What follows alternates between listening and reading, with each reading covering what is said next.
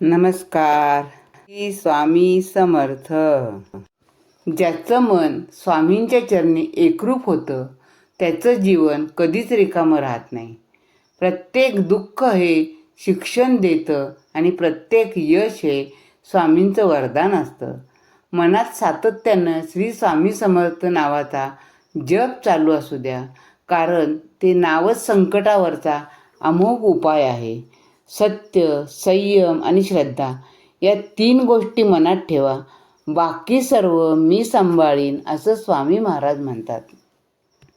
स्वामी म्हणतात, देवासमोर उभं राहून तुम्ही काय मागता यापेक्षा देवाकडे पाठ असताना तुम्ही कसे वागता यावर बऱ्याच गोष्टी अवलंबून असतात. माणूस हा बोलण्यातून नाही तर वागण्यातून खरा कळतो. चांगले कर्म, चांगले विचार जर तुमच्या मनात असतील तर तुम्ही मंदिरात नाही गेलात तरी चालेल, तुम्ही मंदिरात नाही आलात तरीसुद्धा चालेल.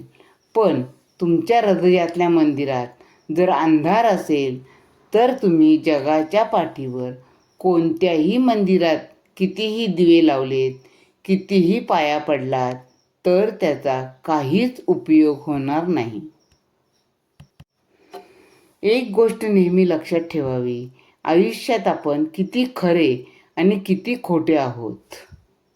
जर तुम्ही स्वामींची भक्ती करत असाल तर खोटेपणा नाही चालत.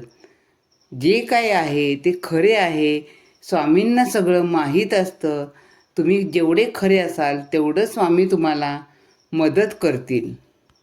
श्री गुरुदेव दत्त. श्री स्वामी समर्थ.